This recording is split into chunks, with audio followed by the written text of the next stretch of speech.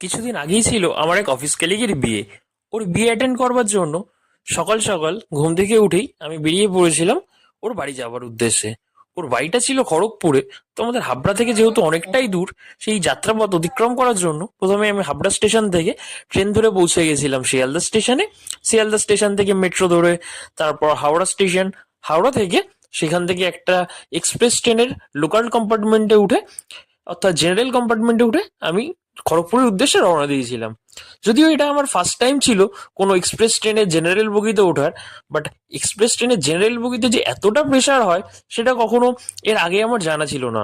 তো এতটা ভিড়, মানে এতটা জার্নি, এই ভিড়ের মধ্যে মানে যে সমস্ত মানুষরা দাঁড়িয়ে দাঁড়িয়ে যাতায়াত করে তাদের জন্য যে কতটা টাফ হয়, এই দিন না গেলে আমি বুঝতেই পারতাম না।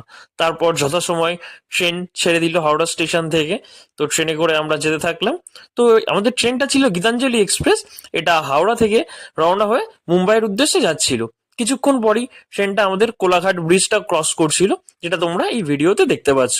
তো এই বাইরের দৃশ্যটা অনুভব করতে করতে আমাদের যাত্রা আহ, পথে গন্তব্যের দিকে আমরা এগোতে থাকলাম। তো কিছুক্ষণ পরেই আমরা ট্রেনে আমার সাথে আরো যে অফিস কলিগরা ছিল, তো তাদের সাথেই ইয়ার্কি মজা করে আড্ডা দিতে দিতে সময়টা কেটে যাচ্ছিল। এইভাবেই আমরা কিছুক্ষণের মধ্যেই গিয়ে পৌঁছলাম আমাদের গন্তব্যস্থল খড়গপুর রেল স্টেশনে।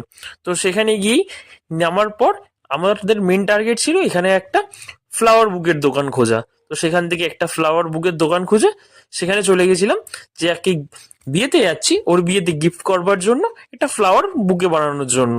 তো প্রথমে ওই বুকের দোকানে গিয়ে একটা সুন্দর ফ্লাওয়ার বুকে বানিয়ে নিলাম। তো সেখান থেকে তারপর একটা অটো ধরে ওর বাড়ির উদ্দেশ্যে রওনা দিলাম।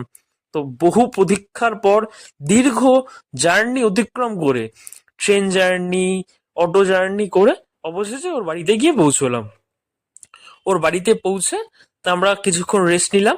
তারপর ফ্রেশ হয়ে রেডি হয়ে ওর বিয়েতে চলে গেছিলাম। তো ওর বিয়ের ব্লগটা খুব শীঘ্রই তোমরা আমার চ্যানেলে দেখতে পাবে। তো তোমরা এখনো যারা যারা আমার চ্যানেলটা সাবস্ক্রাইব করোনি, সাবস্ক্রাইব করতে ভুলবে না কিন্তু। আর যারা যারা ফেসবুকে বা ইনস্টাগ্রামে থেকে আমার ভিডিওটা দেখছো, ফলো করতে একদমই ভুলবে না কিন্তু। তো এটাই ছিল ওর বিয়ে বাড়িতে আমার সেই দিনের লুক। আর দেখতে পাচ্ছ ওরা এই ম্যারেজ হলটা বুক করেছিল। তো সেই দিন বিয়ে কমপ্লিট করে পরের দিন ভোরবেলা আমরা রওনা দিয়েছিলাম বাড়ি আসার উদ্দেশ্যে। টাটা, তোমাদের সাথে দেখা হবে নেক্সট ব্লগে।